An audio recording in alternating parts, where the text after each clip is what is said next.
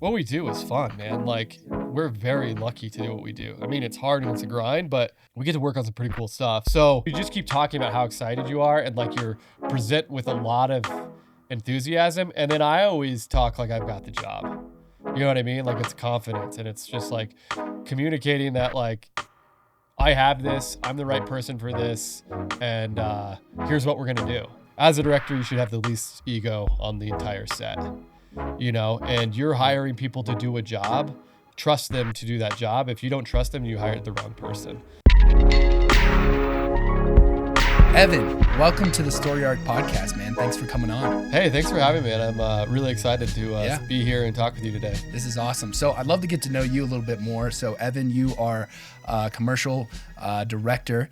And so you've had a bit of a transition in the last, I don't know if it's a couple weeks or month or whatever. Yeah, last month or so. Okay, so I'd love to talk about that today. And then I'd like to focus a lot of the conversation on, you know, how you got to be where you are today. Of course, it's always great to just learn people's journeys, but then also just focusing on what it takes to be a commercial director. And then for whoever's listening to draw that connection, whether they could be a commercial director, aspiring one, or just like myself, just running a boutique film video production company, kind of like that one-man band stuff, and just drawing those connections. So I'd like to just learn a little bit more about, I guess, how you got into the industry. Yeah. So tell me where it all started for you. Okay, cool. And I think there is going to be a lot of connections that people can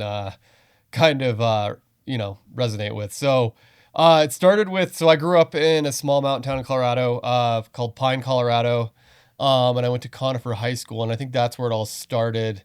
I wasn't very good in school. I was very enthusiastic about school, but was kind of a class clown, maybe a little bit of a distraction for other kids learning, as was written on my report cards. And in high school, we had like multimedia classes and film classes and kind of like broadcast.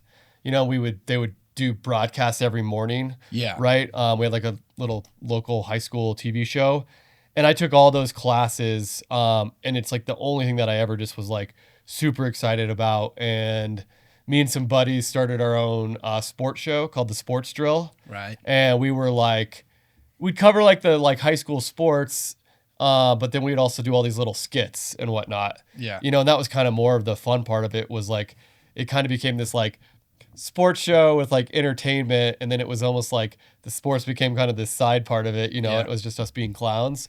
So that's what really got me into it. But I thought I wanted to do broadcast journalism was what I really thought I was going to do.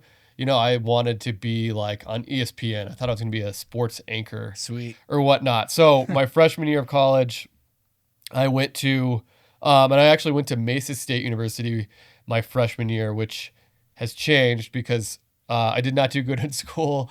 And it was like really eye-opening. Like I was like, okay, I kind of messed around too much.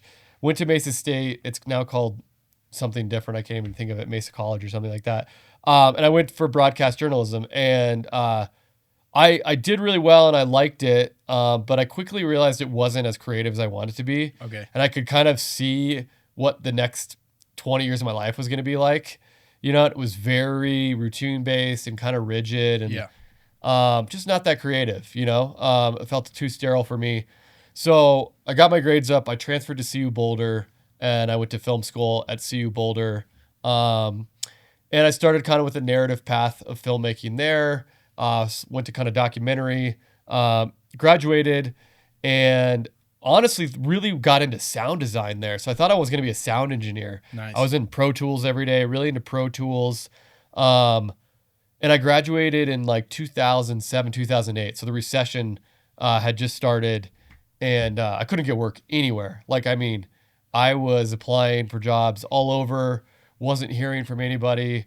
This is kind of a funny story, sad story too, but probably for the better. I was so desperate, I applied to work at this place that edits porn, and because they had a listing in the paper, and it was like $40,000 a year for an editor, and I was like, oh my god, that's incredible. And I was like so desperate for work. I applied, I didn't get the job. I think I applied. You were very desperate then. Yes, that point. Yeah. I was. I think I applied twice and got denied twice. So I was like, oh god, maybe this isn't for me.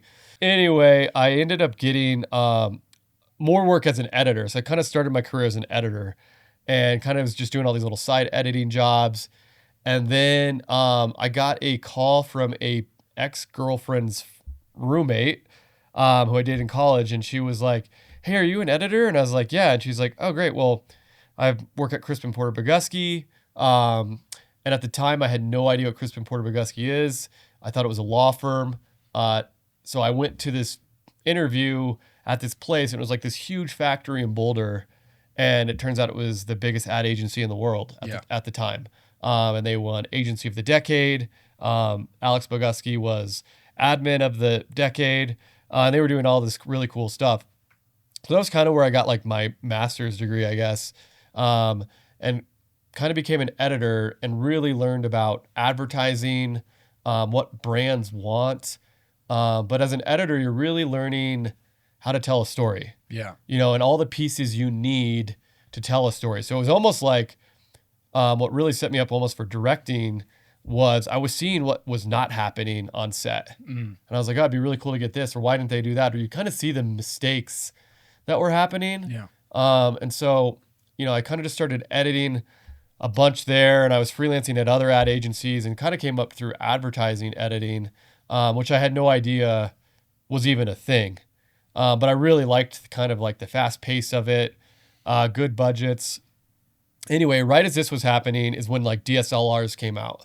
Okay. So DSLR filmmaking was a huge shift in the industry. It democratized video. I think we're seeing that second wave right now with AI, but DSLRs, everybody had them, so I started shooting and messing around, kind of becoming a one-man band. Yeah. And then at ad agencies, lots of times I'd be asked to shoot stuff internally. So I'd be just like grab a camera, shoot something for internal stuff or social for brands. And then it kind of led to like directing and whatnot. So at that same time in Boulder, being based in Colorado, there was a ton of like outdoor adventure opportunities. Right. So I kind of got into adventure filmmaking and adventure traveled to a ton of countries. So yeah, so I was just kind of like doing all this different stuff where it was kind of like one man banding it, Yeah. And I kind of started as a one man band, just doing a bunch of different stuff. Kind of like at this point had left advertising and was just really focused on one man band, had my own clients. Then I went and did this documentary where we worked with a bunch of social like entrepreneurs, and they were trying to get people out of poverty, help the environment. And they did this thing called, it was through this incubator called the Unreasonable Institute. And they had this Unreasonable at Sea. And they put all these entrepreneurs and filmmakers on this boat. And we went around the world as they tested their products in market. So I did that. And I learned a ton about directing on that and just like kind of how crews are run and leadership. Because when you're with a crew, living with a crew basically for every day in a small area on a ship for 6 months, like you learn a lot about leadership and what works, what doesn't. Yeah. So that was like, and I wasn't the director on that job, but it made me realize like, I kind of think I can do directing, like not throwing the director under the bus for that, but I was like, I felt like I could have done a better job. Yeah. What were some of those things that stood out to you, like watching that? I think one was having a clear mission. I just felt like the crew didn't really ever understand what the vision was and what we were trying to do. And lots of times I don't think we were putting story first. We were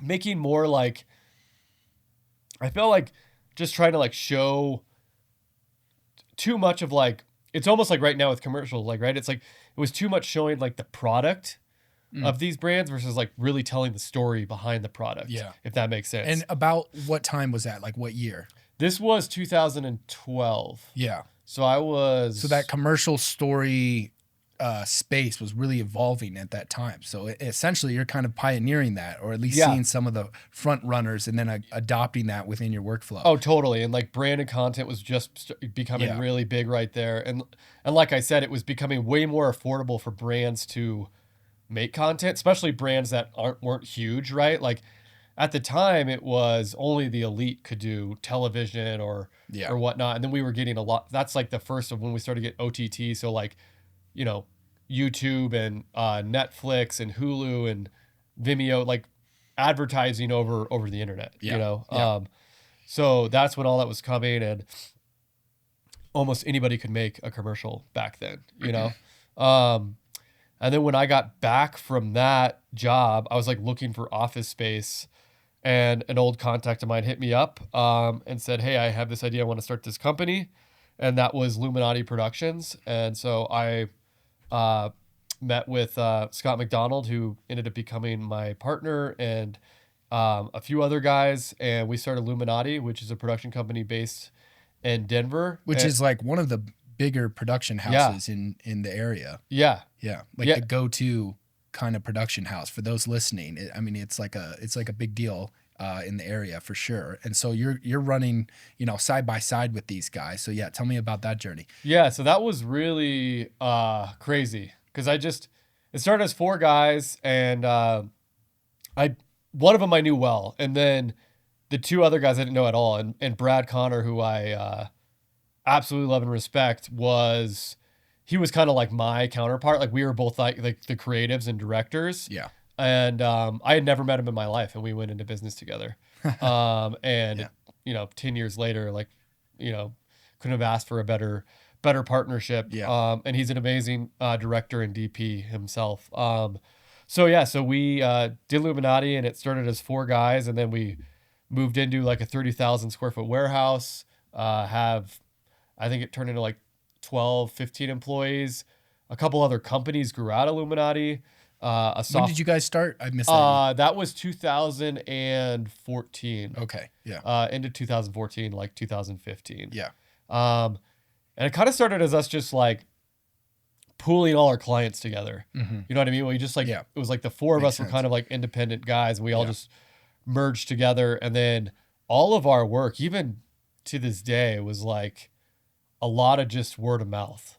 You know, that was pretty much, it just kind of like grew organically. Yeah. But I think we always just really prided ourselves on trying to push the creative and like plus up things, you know, and like Yeah.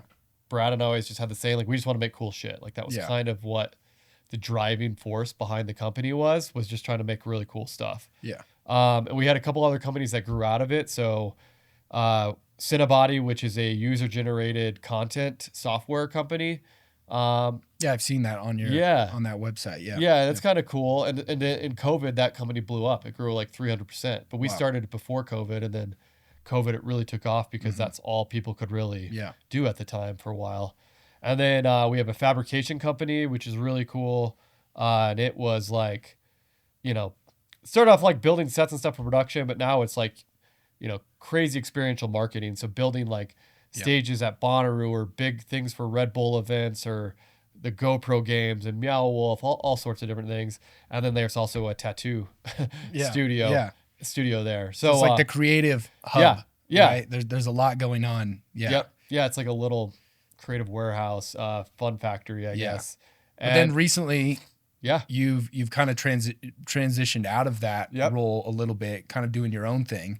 Tell me about what led you up to that, and that sort of where you're at right now. yeah, for sure. So, you know, I just like celebrated 10 years there, and I don't know, I just had this itch to try something different. You know, I wasn't feeling as fulfilled. And so after 10 years, I've just decided to leave and go freelance, and keep doing commercial directing. But I just kind of want to see where it goes and what kind of projects I can get on. And also just like, you know, you work with the same people all the time. Like I want to work with new people, new production companies. Yeah. And so far, I'm seeing a lot of projects that I just don't think I would have ever seen at Illuminati, which is really cool. So that's kind of where it's going right now. You know, it's really new. It's like I'm a couple weeks in. Yeah. Yeah. So I'm still kind of figuring it all out, Yeah. but excited for what's next for sure. Yeah. So digging a little bit deeper into the technical aspect of what makes a great commercial director, what is it? let me give a little more context to that. You mentioned something in your story about you know, the director not having a good vision, and you kind of taking up the slack with that. How does a director articulate or communicate a vision really clearly to his crew prior to production, on the day of shooting, and things like that? Could you give some some advice for that. Yeah. I mean, that's a great question. And I think that is the most important part of the director title is communication. It's all about communicating, and not just verbal, but written. You are trying to sell your ideas. So let me back up maybe a little bit, and because there might be a lot of people who don't understand how commercial directing works and the advertising kind of like world. So usually with there's two kind of ways like we get work. One is direct to brand. That's pretty obvious, right? Like a brand comes to you and is like, hey, we want a commercial. And lots of times they might have an idea or a loose idea, and you're working with them to flesh out the idea. And then the other one is advertising agencies, right? And advertising agencies have usually the script written, sometimes the storyboards, and you're executing.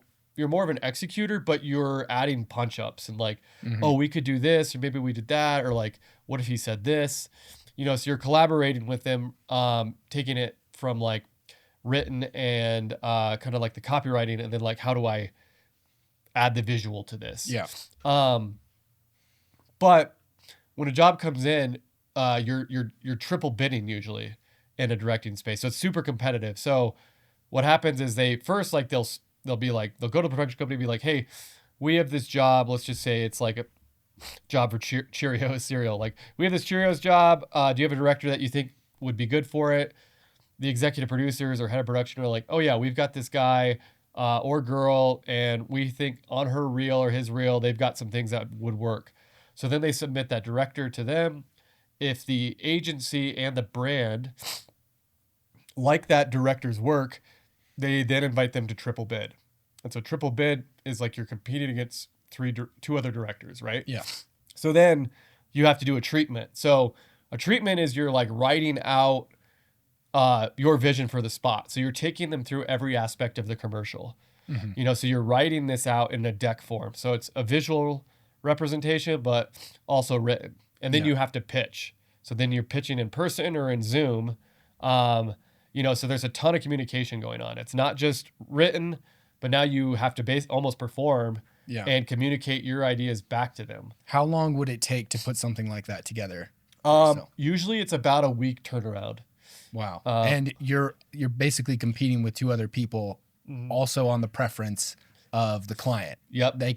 Your idea could be, amazing, but they're like, we like this direction a little better. Well, and you just spent a week of working on the treatment and the pitch. Yeah. And it's all free work. Yeah. Like you're not getting paid for consulting. that. Yep. Which is tricky. And then a lot of people are like, oh, like, do I give everything in there? Cause you don't want to like, the worst thing is if you saw something an idea you gave and you didn't get picked, and then it shows up in the commercial and you're like, oh, that was my idea. There's no way to like copyright that stuff.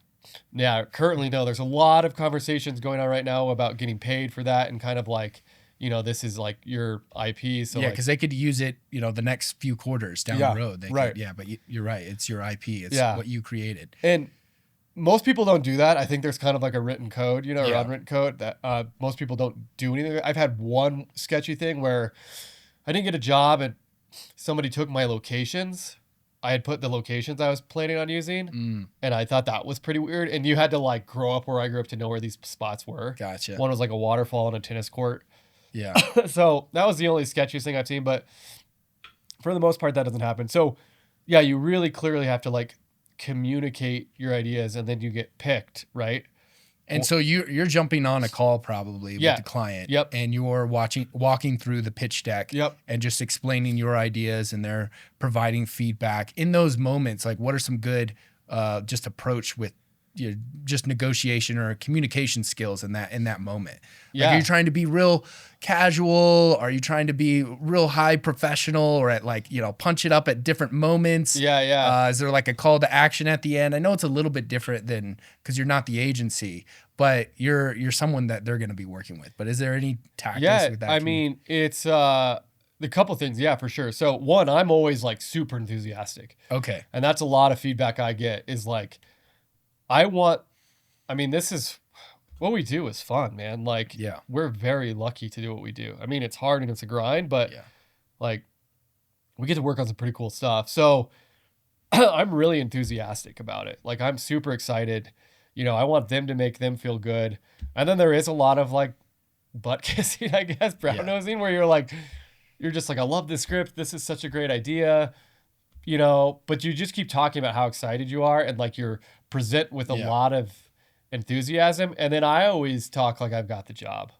You know what I Okay. mean? Like it's confidence and it's just Yeah. like communicating that like I have this, I'm the right person for this, and here's what we're gonna do. That's really good. Yeah. I never say uh like like if, or Mm.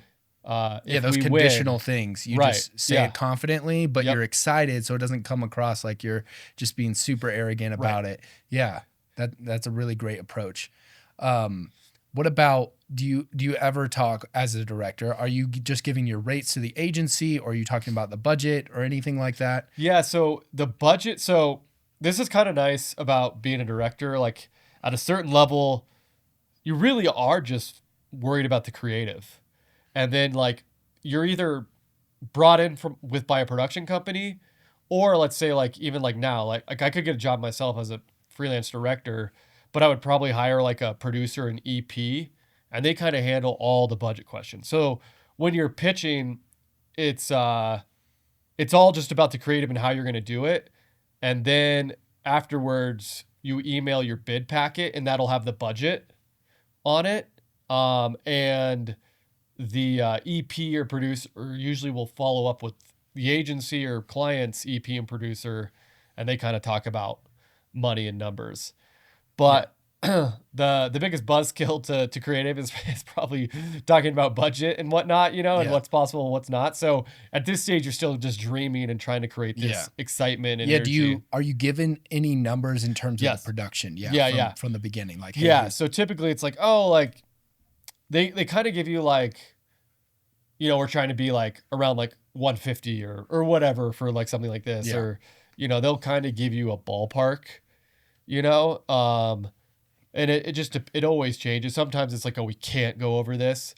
Usually there's always a little bit of wiggle room, but they're always kind of giving you just like a flat number to kind of work Yeah. within that. but budget. that helps you know on the creative side, like Yep. like how many shoot days it's going to take Exactly. per your crew, locations, Yep. actors. Are you factoring in a lot of those, like the talent with Yep. that, and thinking of like, do you have to factor in residuals? Absolutely. Yeah. I mean, that's huge. Talent is one of the most complicated budget things with Budget items, licensing. yeah. Yeah, and like, so that's a big thing. Is it like, are we doing a year, 2 years with this? Because that makes a huge difference. And it eats up a lot of the budget. I just did a job that the budget wasn't that great, but they wanted like 15 talent. And it's like we need like 3 times the budget for that. So we had to go with unrepped talent, try to cast like real people, Yeah. people who aren't repped or don't have a ton of experience, Yeah. who would just work with a flat rate. And that was the only way we could kind of make that work. So when things like that happen, obviously that's like, to me, that is a measure of creativity that should cost something. Like there's a value to that. So if a client says, well, sorry, we want this talent and we don't have the budget, figure it out. Yeah. Like who does a production house just have to like basically just eat that cost of like trying to source some other connections they have, or is that factored into anything else, like trying to be more creative with the limitations? Yeah. Unfortunately, no. I mean, Yeah. like you're just like, basically you're just like, well, we got to do this to get the job. And that's how we're going to Yeah. pay ourselves. You So know it's what a I mean? pretty tough go, to Yeah. make that happen. Yeah. Well, there's like so much just problem solving, right? Yeah. Yeah. I mean, that's the problem too. Budgets are just getting smaller. So you're constantly faced with those problems of like, Yeah. oh man, like they want to shoot two 30-second commercials that are different creative in one day. Yeah. You know what I mean? We have to work to make the location work for both. Like I'm seeing a lot of that where it's like we have one day to shoot 2:30s, but we have different talent, but like we got to kind of make this house work for both spots, even though it's not ideal. And then you're talking about, this is another part from a director aspect, which I don't think a lot of people realize at the commercial level is time and schedule and being efficient and thinking of like how you're going to be the most efficient through your day to make the day. Yeah. because when I was one man banding, I mean, I'd pull 18 hours every day. Yeah. I did overtime. What's overtime? Yeah, right. You know, so like you're just running the show. yeah, you didn't think, but that was, Yeah. or it's you and your buddies, and there's Yeah. just a written agreement. Yeah. And Yeah. still, when I do a lot of like action sports stuff, or which I kind of like came up in, there's still that like you just kind of bust your ass and you work all, and there's no one's complaining, or because they just understand that's how it goes. Yeah. But on traditional commercial sets, you're set to a 10-hour day, and if you don't do it in 10 hours, all these crew members are going to start charging OT, and that's time and a half. That gets expensive really quick.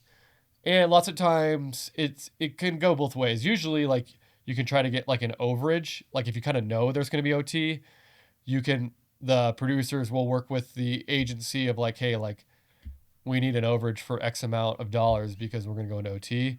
Lots of times though, like, you go into OT and the production company has to eat that.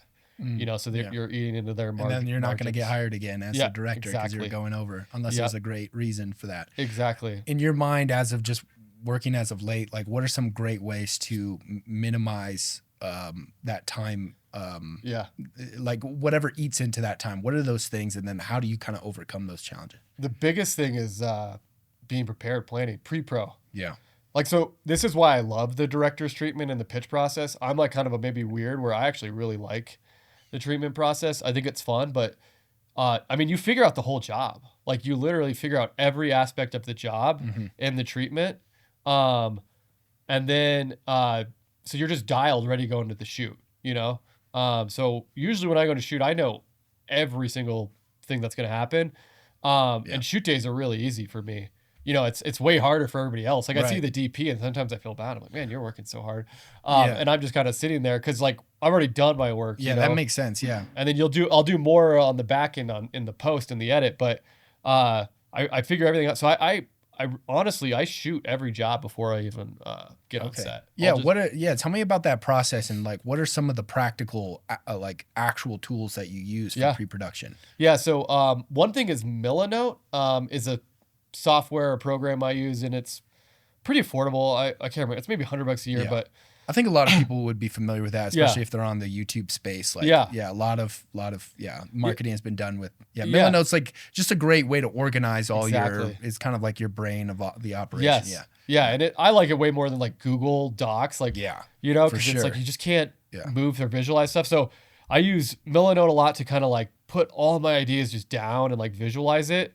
And then, like, I'll usually just like use my iPhone and I grab people around, friends or whatever, and we just get like that framing and the timing. Yeah, we just exactly. It's and then I just build the edit because it is that timing, especially if you're working with those cut downs of like deliverables of what are those, like 90, 60, 30, 15? Yeah, usually it's right now it's usually 30, 15, and then like sixes. Yeah. But sometimes it'll be 60, 30, 15, and then sixes. You know, it's very. I mean, sometimes you might have a 90, not so much in the commercial space, but definitely, you know, like more in the branded space, you might have those longer ones. So just working on those. So when you're in Millanote, like, you're just creating a board. That's basically all you use to organize. Like, are you getting using Frameset or Shot Deck for reference shots? Yeah. You're throwing in maybe like location images. Yep. Any other tools with that pre-production? Vimeo, obviously. Like, I'm pulling a lot of inspiration from Vimeo. And then I'll use Vimeo and like maybe download, like maybe there's a shot I really like, and I'm like, oh, this is exactly what we need to shoot. Yeah. Yeah. And so then I'll make that a GIF. Right. So that little section of like that one shot, right? Maybe it's just like a probe lens going through something, let's just say. Yeah. I'll just like clip that little shot, make it a GIF, put it in my deck or whatever. Yeah. Because that's the same thing. Then that goes to my crew. Yeah. So then the crew knows exactly what we're expecting from a camera. Are you sharing the Millanote, or you're just... I'm sharing. So the Millanote is like where I start, and then the Millanote becomes the treatment almost. Okay. And then the treatment is what I'm sharing. Yeah, for your like pitch deck and your treatment, are you just throwing that in like Pages or like a it's a presentation software? Yeah, it's like a deck. So it'll go to like Google Slides mostly. Okay. It depends on the budget and the schedule. So I write all my own treatments. I pull all my own images. But then lots of times, and sometimes I'm designing the decks. I'm not a graphic designer, but like I can do an okay job. Yeah. But on jobs that we really need to win or have a high budget, I'm hiring a designer. And so Yeah. they might be using Figma. But they'll even do most of their stuff in Google Slides just so that we can all kind of collaborate. Yeah. Canva. Yeah, is good. exactly. Yeah, Canva's one. The stuff today PowerPoint. is just amazing. Yeah. So there's even like templated like Yeah. deck treatments just for Yeah, I know. directors. Yeah, there's a couple like packages and Yeah. templates you can buy, or like software you can spend, whatever. I don't know the name. I've seen a lot more recently. Yeah, me too. And like people on Instagram's serving YouTube. them up Yeah. like crazy to me right now. Yeah, So. yeah, they seem very tempting. And yeah, what about working? Like we kind of talked about the pre-production process, just on set. Are there any tips as a director? We did talk about communication, but like some keeping the energy up, keeping the camaraderie together, working through problems, things like that. Any tips for that? Yeah. I try to be very calm on set, very relaxed. And I don't get too stressed on set. And even if I am internally, and it's usually when I'm stressed on set, it's because of schedule, and like that OT kind of possibility. But I think just trying to like stay calm, anxiety is one of the most contagious like emotions. So I just try to kind of keep cool and have fun. If the energy dips, I try to like lighten the mood. I start joking with people, is one thing. And then, again, it's just communicating, right? Like it might just be, problem solving, right? So you just kind of grab your keys. So your heads of your departments pull them aside and are just like, hey, we're behind. Like, what can we do to get ahead? Are there things we can do? That's really good. A little team huddle is Oh important. yeah. And then it's honestly thinking like, okay, there's no way we can do this shot how I originally wanted it.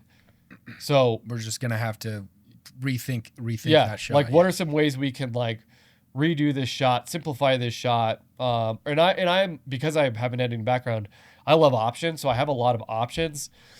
Yeah. So those are the first things to go. It's like, well, this is the shot we need. This would have been cool to play with, but it's going to take too much time. Let's cut that. Yeah. In a 30-second spot, how many shots are there? I know you can kind of get a couple from the edit, but like, are you thinking through that too? Yeah. Like on a commercial shoot, it's going to be different than narrative, because narratives have scenes. They're building out a story, even though they're still storytelling with what you're doing. But you're like, especially I've been looking at your work, it's like a lot of quick cuts, which is very popular right now. And those quick transitions. How many shots can you get done in a day?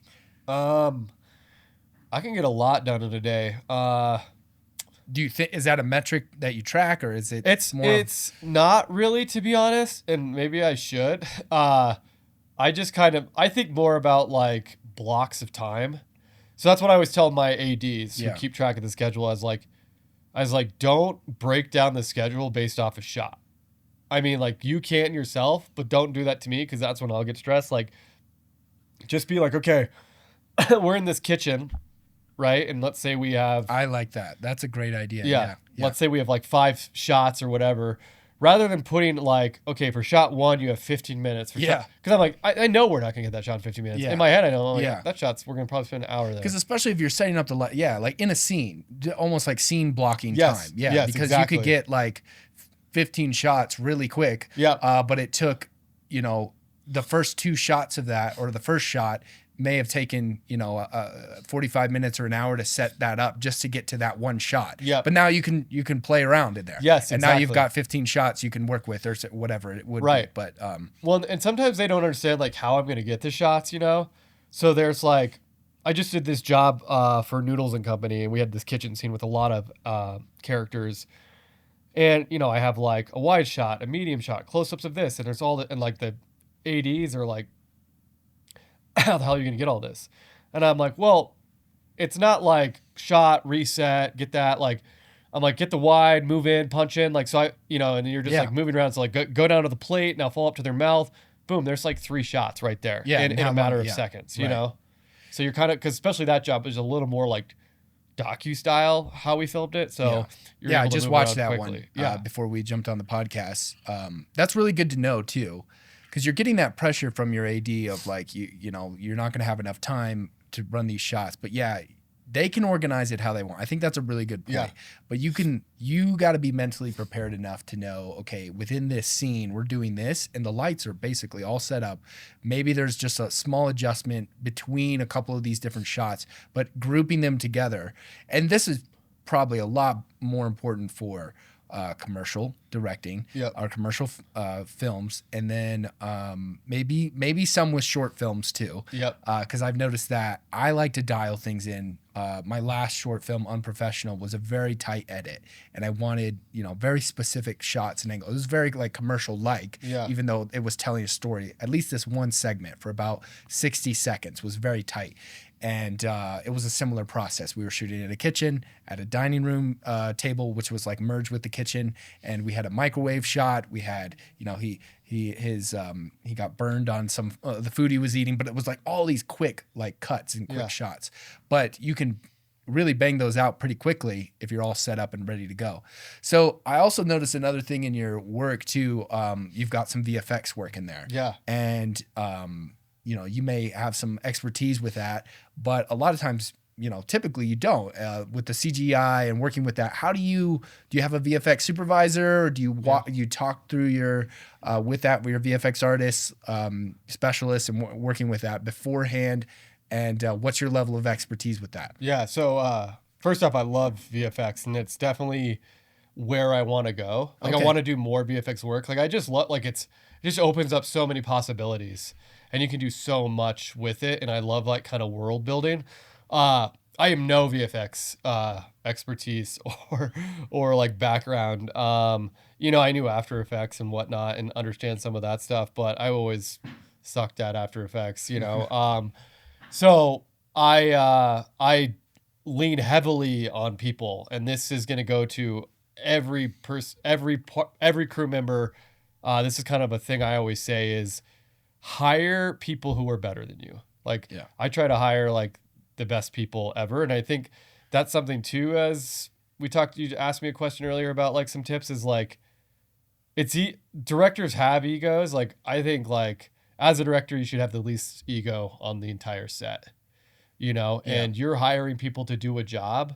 Trust them to do that job. If you don't trust them, you hired the wrong person. That's good. So I try to hire people who I know are going to get the job done and make me look good. Also, vibe is very important. So I will sometimes be like, maybe this person isn't the best person, but like their vibe is unreal on set, and they're going to bring a ton of energy and positivity to set. Because it is that you do got to think about like, how will maybe this person get along, But anyway, back to VFX. Like, so I when I'm doing VFX, this has become a very big learning thing for me, because VFX is very hard to communicate, especially to a client who can't really visualize things that well usually. Mm-hmm. And to kind of explain the VFX to them is really hard. Yeah. So again, references are huge. I try to build as many references as possible, and that doesn't always work either. And even when I'm like working with the VFX, I've noticed it's like, okay, they're not understanding what I'm talking about, Mm-hmm. So I just try really hard. Or what I've been doing is like literally diving in with them on their in their software. So we'll do like a screen share over Zoom, and they'll pull up what they're working on, and like we'll like literally just like be like, okay, what if you just moved the 3D camera over here and then like pulled back this way, and they're like, oh, and I'm like, yeah, that's what we're looking for, So just kind of getting in there like that. But kind of like going back before that, we'll make style frames, right? So you do kind of these style frames, so you're not animating everything. Or What would be, that sounds like a technical term. What's a style frame? Yeah, style frame is just like, it's a screen grab of like a composite, right? So let's just say we're doing a shoot commercial, and they want like the Nike spinning around in a circle, like on like a colored backdrop, right? Rather than build all that and then like show it to them, and they're like, oh, that's not right. Yeah. Like you just basically kind of like build out like a still of it. Okay. And export that still out. So a screen grab of like a VFX work. Yes, exactly. Yeah. Just something real, like wireframe almost, but it could just get the point across. Yeah, exactly. Yeah. It's like a storyboard almost for VFX. So that gets approved, and then once that's approved, then you're on set. And so having a VFX supervisor on set. So the like actual VFX person comes, or somebody from their team comes on set to kind of make sure you're not messing up and they get everything they need is huge. It adds budget, but like, man, that peace of mind and just having that person being like, okay, am I doing this right? Is everything okay? And they're like, oh yeah, this is great. Because if you don't do it right, it could cost way more in the long run. Yeah. A long run, and then you just didn't execute it at all. Right. How do you, like, when you're pitching ideas too, you've got to have like a general understanding of what some aspect of VFX would cost. Yeah. Like, okay, we can't, have this, house blow up, or this car get in an accident, or there's a clever way we can do this. Like, are you working off of like a repository of archives of, I have done this before, I know what this costs, or how are you drawing some of that like cost to actualization of that?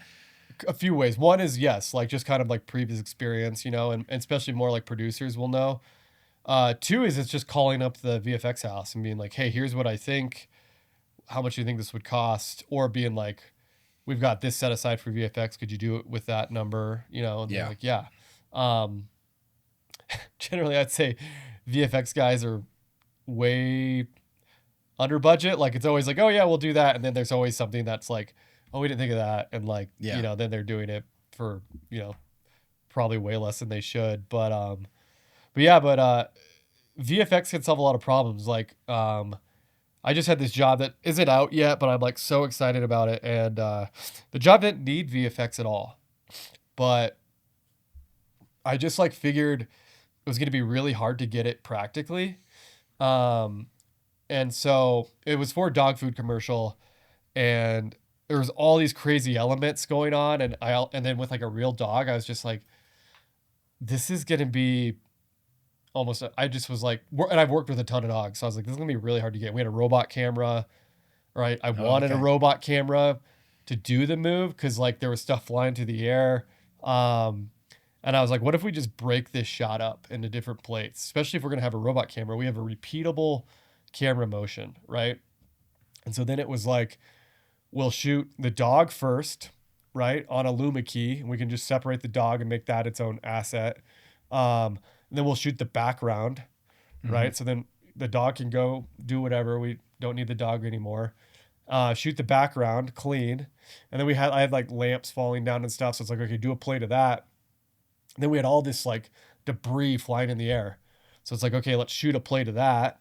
And then let's shoot that debris on another mat so that those could be assets that we could then layer for foreground elements. Yeah. So I kind of thought of like that. And when I pitched it, they really liked it and they thought that was really cool, but it also made them really nervous.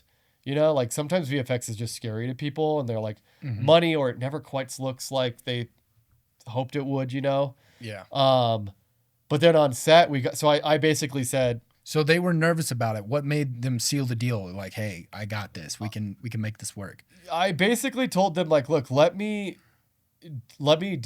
try this.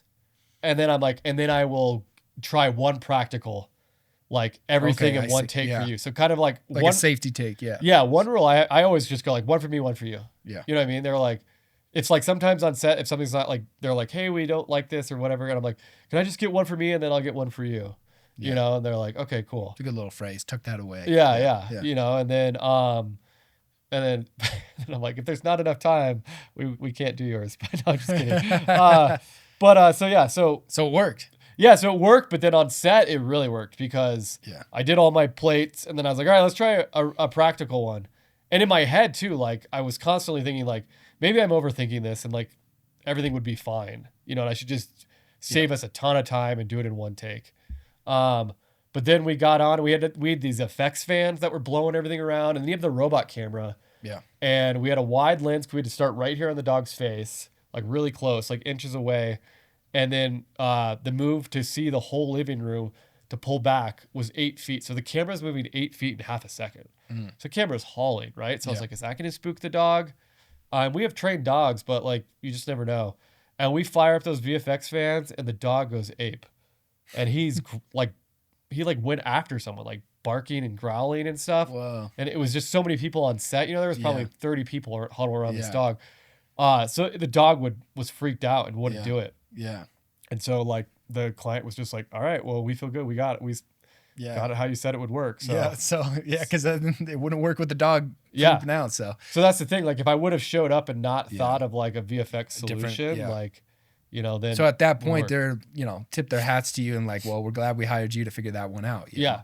Generally speaking, is a client always looking for a similar result? Or in other words, what you're explaining, a lot of your work, it's like, wow, this is really cool. You have the product being used. You know, it's trying to convey a message quickly. I always say it's a balance between inspiration and information. You're inspiring people, but you're also informing them at the same time. And then every piece of deliverable has a different percentage of each of those. Yep. But yeah, what for a client, like when you're talking with them, they like really want to carry this across, or are they just coming and saying, we just want something really cool. Can you make that for us? Both happens. It always depends, right? Like there's some jobs. I mean, I am very rare where I shoot to exactly to the boards or the script. You know what I mean? Like, but sometimes you are just an executor, right? There are times when you get a job and it's like, here's the script, here's the storyboards, and there's not much to the imagination, you know? Yeah. And I always try to find at least one thing where I'm like, okay, let me find something in here that's kind of for me, you know? Maybe it's a cool technique, camera angle or shot or something like that. But I always try to walk away with something that I can like push or learn from. But there are times you just execute. But yeah, a lot of times it's just like, hey, we have this script, and they kind of have like what they want their value prop to be. What like there's the kind of like the heart of what the spot's all about. Yeah. But you know, they're like, but like we were coming to you to make it cool. You know, and how can you do that? Yeah. You know, and then with direct to brand stuff, it is like way more like that's why what I do like about direct to brand is it's like we trust you. How do you make this cool? Yeah. You know, here's kind of what we're like going for.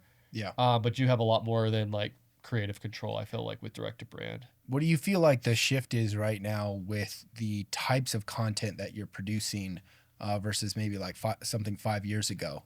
What's, you know, we'll get to AI in a second, but more in the realm of what brands are coming to you for, because there's a lot of guys that are doing docu-style stuff. Yeah. And I don't feel like it fits every brand. That's kind of a little bit of what I'm trying to do, because you can do that on such a small small crew. Totally. You just go out and tell the story of the individual, connect that with a brand, you're good, you know. And but this is more scripted. And this is more, you still tell a story. But yeah, is there a big shift or a change in what brands are really wanting out of the content that they're creating? Yeah, they want a lot more for a lot less, I think, is one thing, right? So I've noticed, you know, a ton of deliverables. You're doing video and stills. So usually I'm working next to a photographer who's also getting assets. They're kind of shooting over my shoulder or like in between takes. So that's another really hard thing that you got to like balance is like the photographer schedule and making sure they're getting enough time to shoot their things, you know? Do they have to do a whole lot of setup for that, or you're pretty well set up? Yeah, they usually work off our lights, or maybe they'll like fly in a strobe or whatnot, but it's not like too much setup. Or we have like a separate, like for the dog food commercial, like he had his own little like seamless setup that he was shooting photos on. And then when I finished, we built like 5 sets for this job. And so then after I finished with a set, he would go in and like shoot that set with that dog or whatnot. But so yeah, a lot of deliverables I've noticed. It seems like there's a lot of like shooting 2 different commercials in one day.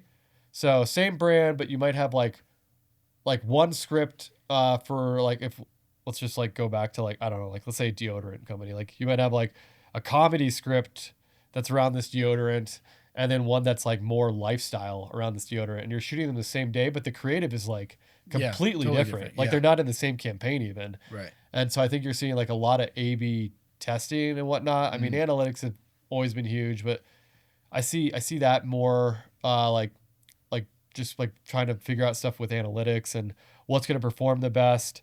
I feel like it's kind of going out of this, which I'm glad, but like I was seeing a huge shift in just kind of like not really trying to build a brand, you know, and like have a voice or an opinion as a brand and just like, hey, like, here's this water bottle, buy this water bottle. Like just making content for like pure ROI and just trying to sell something with not a lot of soul, you know, or even like thought into creative. So you're saying it's going away from the thought mindlessness of it and more into soul? That's what I'm hoping is happening. Like, Yeah. I would say the last couple of years, it was a lot of like soulless stuff. Yeah. Like, I mean, I did stuff, a lot of stuff I like, but I was seeing a lot of just like, we don't really care. Like, we just want to sell this water bottle. And you just had to like, for them, it was like someone Yeah. just talking, Yeah. almost like infomercial. Right. Like, buy this water bottle, just like talking Yeah. about the water bottle. I think that's a shift in culture in how we buy into things. Yeah. You know, if you think about this is kind of getting off of the filmmaking No, thing, it's great. but just like understanding the psychology or the pathos of why we buy, Yeah. why we purchase stuff. And you look back in the days where there was the door-to-door salesman and people would buy stuff, vacuum cleaners, Yep. washer, dryer, you know, dishwasher, all that stuff, all the like the appliances. And then people just got sick of it. Like, oh, why are you at my door? Yeah, Right? yeah. You can't go to someone's door unless you're a neighbor, Right. and try to sell stuff. People just stop that method. And not because, well, the scalability and all of that on the digital, like people just don't interact with that well because they don't want to be sold something. Right. Even though not everyone would consider themselves very like, you know, highly intelligent and, you know, PhD level this, but nearly all of humanity has like a really good sense of other people's emotional state. Like that emotional IQ is like pretty high. Like people can tell if like you're lying or you're trying, there's ulterior motives here, or like what's going on if you're trying to sell something. So I feel like the shift in culture has been like, if you take the, you know, as a spectrum, one end of it is the door-to-door salesman or the infomercial style, like buy this now, versus like now we're trying to sell like what I like to call like an ethos. Yep. Like you're trying to sell something that invokes an emotion, draws like a cause. There's like something behind it, because all brands are like commoditized now. Yeah. Like buy a t-shirt, buy a pair of shoes. That's just fashion and retail. But like buy anything, you can get it anywhere. So what makes yours stand out? Okay, there is the quality component, but then there's the storytelling component of like, why buy into Patagonia over you know some Hanes.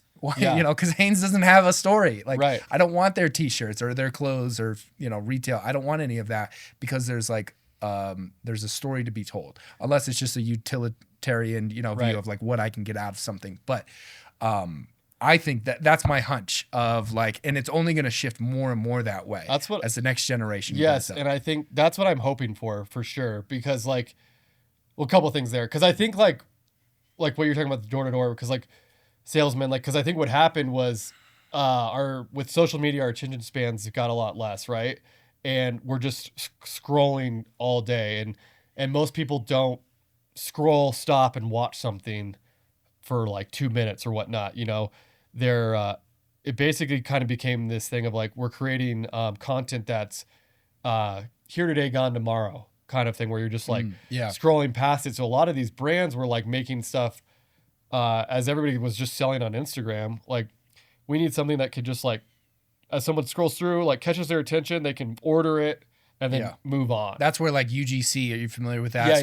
Other people. And that's where it's like, okay, you're shooting that on a phone. Yeah. It's just some random person basically with a great little aura script, and like you're cutting out high-end video production because of that, like consumer, like scroll, get your attention. Oh, that kind of seems interesting. Maybe I'll buy into that. Yep. But yeah, like that's obviously because we're in the industry. Like I'm trying to fend for that of like, why don't you, here's what I think of it as. If you buy something based off a UGC related ad, you could probably still care less about the brand. You just thought the product was cool. Yes. But so if you want longevity, like to me as a brand, if I'm thinking the long game, I want loyalty over anything else. Totally. Unless you're just like, okay, we need to meet this quarter's quota. We need something quick. Let's get that. And I know, like I talked to a CEO of a small t-shirt company that was doing just that. It's like he needed to make, pay off the creditors basically. Yeah.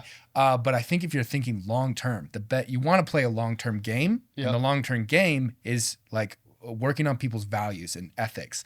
through your content that you're creating. Right. Well, and especially too, because like, I think it's always funny. People always talk about the Patagonias, uh, Yeti coolers, right now, Liquid Death, right? Yeah. And it's like, those are the people I always hear about and people aspire to be, but then they are too afraid to follow the playbook. Yeah. They're like, only if I had that kind of money. Yeah. Or, Yeah. or something like that. Right. Or like, oh, well, they're established. It's like, well, yeah, but they Yeah. always weren't. You know what I mean? And it's like, Yeah. You got to start somewhere yeah. with that. Yeah. That's what, yeah. I feel like you got to look at maybe they're trying to capture, just follow suit. Because too, the other thing is you have to think businesses are people. They're represented by people. They display as a business, as a tax EIN entity, Yep. but they're represented by people. And then, or you could say, oh well, it's departments, and then the departments are, at the end of the day, it's just a group of people that have college degrees or not or whatever, and they're represented, and they say, hey, we want to make an ad. Well, why do they want to make an ad? Because someone else said we need to make ads, we need to sell this. This is their job.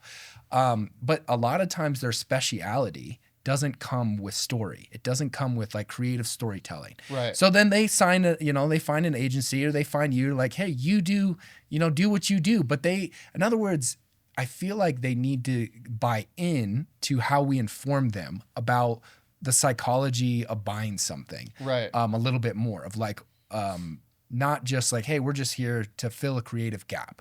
Because probably their best day of work is like if they ever come on set or watching it on an iPad or something, is like when you're shooting your commercial. It's like, this is so cool. Like, look at us. Like you totally. just did the one I saw like with First Bank. Yeah. It's First Bank. Like, how exciting can you get with that, Yeah. right? But the commercial you made was really exciting. So I bet they're like tuned in and like, well, this is so exciting and cool. Oh yeah, they love it. So they're really at like, they're right at such a, I guess you could say an emotive, vulnerable place where you could shift their paradigm and tell them, this is the best way of communicating your brand, is not just something flashy or something gimmicky or trendy, but to dig a little deeper and then create a long-term campaign. I mean, I think I'm getting ahead of myself with what your position is because you're the creative director, but from a more agency perspective, that's what the agency needs to be conveying. And I'm sure they're doing that, but. Well, I think what's hard too is like, it takes a lot of time to build a brand and build trust. Yeah. Within your consumers, you know what I mean? And it's not built overnight. And I think that's not seen because like they do have to like get an ROI, So I think a lot of stuff gets killed. But if you look at a lot of brands that I think people resonate with, like they have, it's not like their message has bounced all around. You know what I mean? Like they've pretty much stuck to what they believe in and their values. And they've told that story different ways, but like, they've built that over time versus like, okay, this didn't work. We're going to go to this. And then you're just like, as a consumer, you're like, I have no idea what that brand is or what they stand for, but like, so they need to buckle down, get totally. that foundation. Yeah, absolutely. I feel like it starts from that, it's like they maybe you run to an agency like, hey, teach us your ways, or like create something really awesome for us. But taking that time to listen and to think of the I guess the psychology of why people are buying into, not just buying a single item, because that's like problem solution. Here's what, I need a pair of shoes because I got a hole in my other one, versus, again, everything is commoditized. Now you need to package your pair of shoes, as an example, with a story. And so now every time I have a hole in my shoes, or every time I want to buy 5 pairs of shoes, I don't have any holes in them. But why? Because I like this brand. Right. Every time I wear it, I feel this way. Yep. And that can go with anything. A lot of times it works really well with retail stuff. But it could just be anything, whether you're doing your banking or your real estate or any aspect of anything is convey, like you buy into a value system. I think that's the next way. Yeah. I mean, that's like literally how I bought my last car was, I'm like obsessed with Volvo's marketing and commercials. Like Volvo makes really good content. And I used to like, joke when I was at Illuminati, like, I would walk by my office and I'd be like crying and they're like, you watching another Volvo commercial? And I'm like, yes. Like, that's awesome. They do really good storytelling and it's shot beautiful. So like when I was thinking about my next car, I was like immediately like, oh, I'm going to go to Volvo. And I ended up getting a Polestar, which was like at the time their electric arm, and then they broke off. But like, I like had like a deep trust and like, shared values with what Yeah. Volvo Yeah. was presenting from their Yeah. marketing. And also just because like I am like into filmmaking in the commercial Right. space, like what they did I thought was beautiful and, Yeah. and not like any car commercial I've ever seen Yeah. before. So Do you know who Cole Webley is? I don't think so. He's a narrative commercial film director. Okay. He also just made his first like indie film, went to Sundance and Oh, nice. everything. And shout out to Cole. He doesn't know me, Okay. but he's like, every time I watch his commercials, like Yeah. I think the first one, and this was like several years ago, he made it was like an HP commercial. I mean, HP, Yeah. you're selling printers, Right, right? right. But like packaging a story with that. He did another one with Remax, and it was like so beautiful. Like Oh, those I know- narrative I know which filmmakers, one you're talking about yeah, now. they're just so amazing. And I love that type of like storytelling with brands. And you have to, if you're the brand, you're looking at all these different packages of content. But I think if you're someone, if you're a brand that's driving more of like the ecosystem of values and ethics. Now, again, this isn't like a moral thing, like a right or wrong, but it's more of a value system. Because I think people are looking for these meta narratives. They're looking for things that are above and beyond themselves and looking to attach themselves with a community, Yeah. right? That sort of transcendent aura. They're trying to look for that. And it's weird to think that you would attach yourself to like a cause that's like, dude, they just sell t-shirts or they Right. just sell shoes. But it's like, well, watch their stuff. Like they're way more than that. They're doing, stuff for the environment or stuff for their local communities.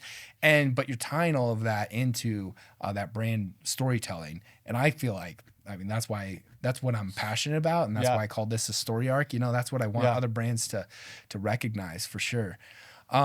Shifting a little bit more towards the new technology, AI. Yeah. How do you feel like that's going to impact a lot of people? Oh, man. And what are you excited about it? Yeah. What are you excited about with it? And then what do you fear to a degree? Oh, it's a big one. I fear everything. I'm not gonna lie. I'm very interested in AI, more because like I feel like I have to be, and so I dive really deep a lot into AI, and then I get really scared when I dive in and back off. But I'm like, it's inevitable. You gotta know AI and figure it out and know how it's gonna impact your So staying sharp. day to day. Yeah, Yeah. because like otherwise, if you fight it, it's just gonna be the boulder that crushes you. So yeah, I think AI is gonna change everything. I'm not gonna lie. I think there's gonna be a lot of not categories, but positions on a set that won't exist anymore. Yeah.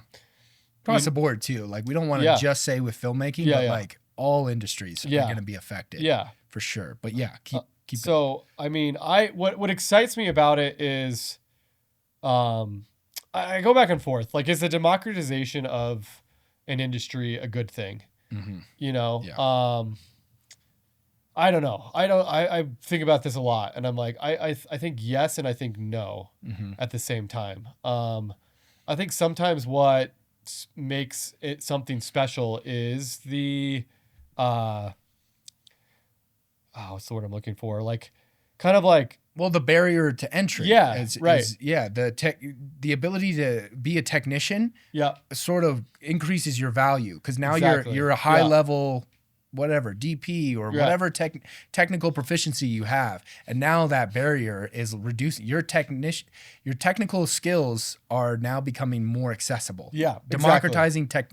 technicality. Yes, and that's exactly. challenging because you're like, that's what made me different. If you're a Right. technician, if you're like an entrepreneur, then your technician is basically finding how to reduce that, Yeah, yeah, basically. exactly. So for entrepreneurs, it's great. But Right. for technicians, which is like a lot of the workforce, the labor force. Yeah. And then with filmmaking, that really, yeah, you're right. It is hard to know. Yeah. I think what it is to jump in here is about like, I'd love to one day make a feature film. Yep. But, let's say 20 years ago, you'd have to go to Hollywood. You'd have Right. to go to film Totally. school. And now it's like, or let's say 2010, 15, you're like, wow, this is more accessible. Oh, now I can totally. do this. And now it's getting like, well, there's so much now the democratization of everything. There's so much people. It's like a red ocean, there's so much, and now it's becoming more challenging. So you could say the goalpost is moving, but my way of looking at it is making a feature film, you got to like ask, well, why did you want to make that? Well, you wanted to tell a story. So can you tell a story now? Right. Do you have an audience? Like you can jump on YouTube, create a little audience and sell a movie to them if you want to. You could get, some people locally to do so you could do the same thing, but it may not be on the red carpet in Hollywood. Yeah. You may not go to Cannes Film Festival, and you got to like reassess the approach of what you're wanting to do. So it's like, it is democratizing the creativity, but it's also like changing the end result. Like what does it look like? Right. It's kind of even the adage of the film versus digital, and the old guard of like holding on to the film stock versus like, yeah, but this is just so much easier. And I've heard the arguments on both ends, and I get that, but I think it's at some point, like we have more content, creative entertainment, movie, film content because of the digital age. We wouldn't have that yet. Like, do we have a lot of content that's like not very good? We don't want to watch. So that's the hard part too. Well, so yeah, that's what I think is going to happen, right? Is like, I think like pretty much you'll see almost, especially in the commercial space, every ad will be made with AI or some component of AI. But I think what you said, like story is like king, right? So every good story is going to rise to the top. You know what I mean? And like right now in ad commercials, there's just a lot of mediocre ads, that I would say aren't that impactful. Like you spent what on that? It's like, wow. And aren't that meaningful. So I don't think there's a lot to lose there, right? Like, and I think AI is going to fill a lot of that void, but it's like anything, right? The cream's always going to rise to the top. You know what I mean? So I think like story is going to be big, even if you're using AI or not. But like a lot of this mid-level stuff is just like, well, who cares? Like it's not that meaningful or impactful anyway. So if that's all just AI, like, is it really? So if we could like define it, like where you should position yourself, like if you're a gaffer, if you're a grip or something, like obviously that's going to take some muscle. Like you literally have to have physically someone doing that.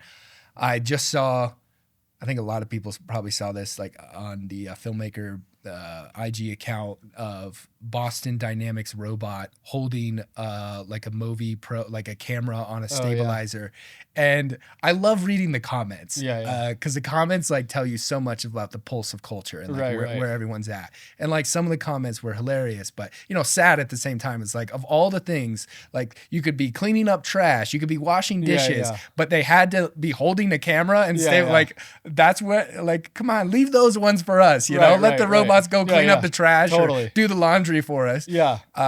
But so I digress about that. But I think defining, like, positioning yourself to reducing the commoditization of where your role is at. Because if AI can replace you, then that's challenging. So positioning yourself to more of a director position. And it doesn't mean like your title necessarily means to be director, but you need to understand a framework that you can direct the AI agents. You can direct the robots one day, instead of just getting replaced. Which so comes back down to communication too, which we've talked a lot about today, because it's all prompts, right? And getting a very clear prompt, to execute, X, Y, Z. And like in the near future, I feel like because I use AI on every job as it is already. Like I storyboard all in AI. A lot of the VFX work that I'm doing has AI stuff in it, or we'll run it through some sort of AI component. So you're just supercharging your workflow. Yeah, totally. And then, I'm working right now. Like I said, I call them crap-o-matics. I shoot all these crap-o-matics before I go on set to work on the pacing and whatnot. It'd be sweet to just like shoot that, then run it through AI so it all looks like cohesive, or maybe I even like put it through like a storyboard prompt so it looks like sketched, hand drawn, and then I can show the client that and be like, it's like, I think it's gonna be huge in previs. You know what I mean? And same thing with clients. You can almost like test a lot of stuff faster. Right. So it's like we can A/B test all these scripts without shooting them, making them in AI. And then know like, okay, script B is gonna perform way better. Let's go shoot that one. So you're kind of like de-risk, taking the risk out a little bit. I think there's a couple analogies that come to mind. I always think about like surfing. I love surfing and the ocean. Yeah. And I feel like it's just a giant wave of like a revolutionary wave. And so you can either catch the wave, learn how to ride it, Yep. or you can drown. It's so true. And everything in between. But I think another aspect of it is also dictating what the market is going to be. And I think instead of just saying, well, we're just going to get pushed over by the blue chip companies and all of this, is like, well, you tell the market what they need based off of your position in the marketplace. You're not going to go tell Elon Musk how to build his rocket because that's not your expertise. But if you want to make like a difference, then be the difference. I know that sounds cliche, but like do it then, you can't stop AI. So that wave is coming, but you can adapt the way we use AI in our culture, in society, if you start making a difference now. Like if you start because if you don't like the way it's being used, then start saying something, instead of whining about it and drowning in the flow, do something different about it. At least that's my approach. Yeah, no, I totally agree. I think love it or hate it, it's here to stay. The genie's out of the bottle. So I think you got to figure out how to live with it, how to use it, Yeah. Like how to not become irrelevant, basically. Yeah. Well, Evan, I really appreciated the conversation, man. This has been great. I love the insight, the information. You said you've got something exciting coming out. You're on Instagram, of course. Yep. And any other place that we should look at your work, your website, your portfolio? Yeah. So you can find me most active on Instagram at Swiney, SWINEY, on LinkedIn, and then my website is evanswinehart.com. Sweet. Well, thanks again, Evan, for coming on. Appreciate it. Yeah, thanks for having me, Drew. Appreciate it, man.